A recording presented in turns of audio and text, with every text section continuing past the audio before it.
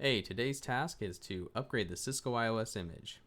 The iOS image is the operating system that the Cisco switches use. The reason you want to upgrade them is to patch security vulnerabilities and implement new features, stuff like that. So we're going to get down to it with this Cisco 2960. Alright, first things first, I have to figure out what my COM port is. I'm using a USB to serial adapter, and when I change my interfaces on my computer, it also changes the COM port number. So I right click my computer, click manage, and it brings up computer management. So under device manager, this specific user doesn't have admin privileges, so I get a warning. Under my COM and LPT ports is my prolific USB to serial COM port 8. Fantastic. Close all that down. Open up Putty. Alright, so we'll select COM port 8. Hit enter. I'm going to make this window a little bit bigger. It's currently trying to pull a configuration from a TFTP server that doesn't exist. This switch's default. The VLAN 1 should have DHCP already enabled on it. So let's see if we pulled an IP address. It's currently connected to my lab network. Show IP interface brief. And you can see that it pulled the IP address of 106 from DHCP. So this means that I should be able to ping my TFTP server.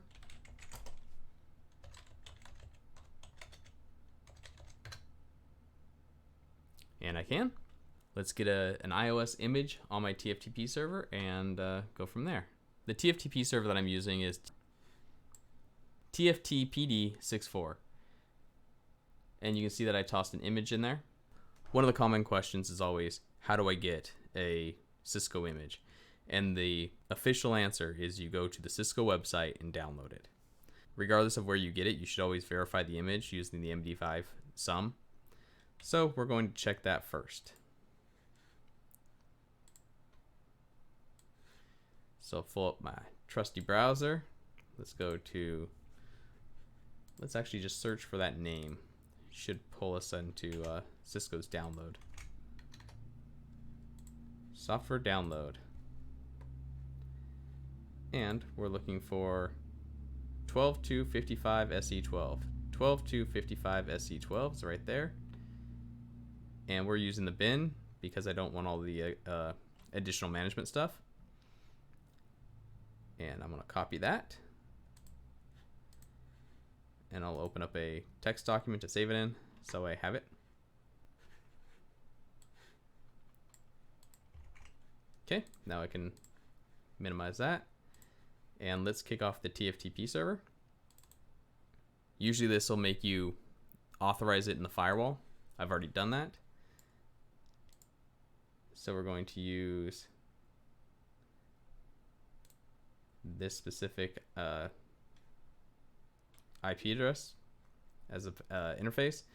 Make sure that the file is in there, and I'm going to copy that.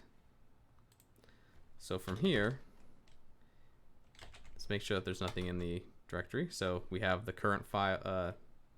We have the current iOS right here.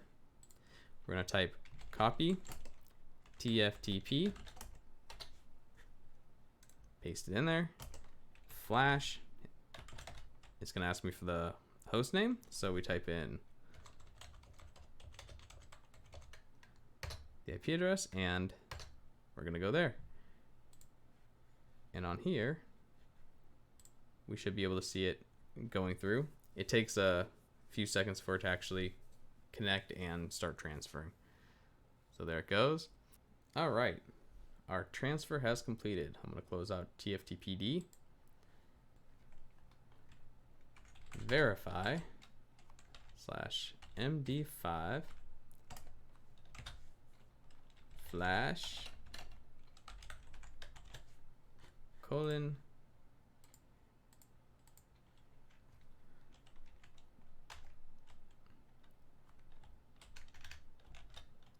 and we got 12.bin, and we want to make sure that it matches this specific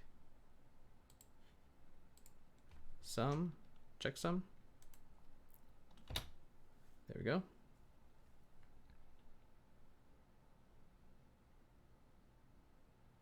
And it's verified. That is a valid image from Cisco, and it hasn't been modified by anybody, and it hasn't been corrupted. All right, so we're gonna do boot, show boot. You can see that it's set to boot off of SE10, so we're gonna delete that.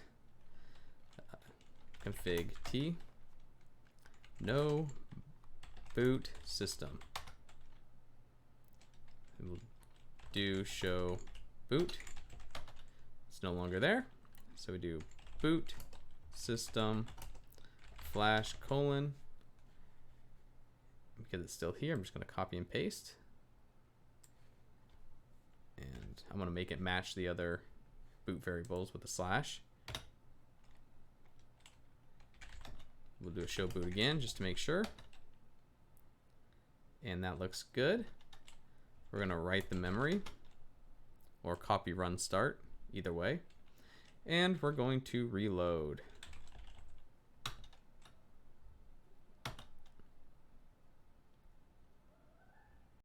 You can see as it loads that it's loading the correct image. All right, now that we seem to be loaded, let's get back into it. Do a show version, and we can see that it booted off the correct image, and we are running SE12 and no longer SE10. The last thing to do is to clean up our old files.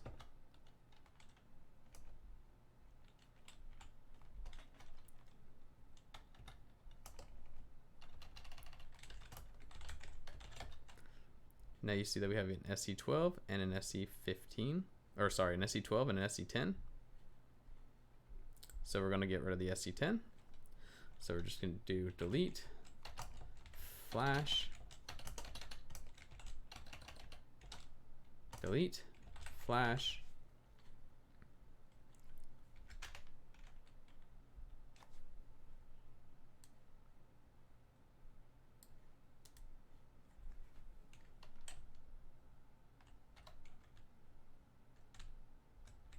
and then the file name.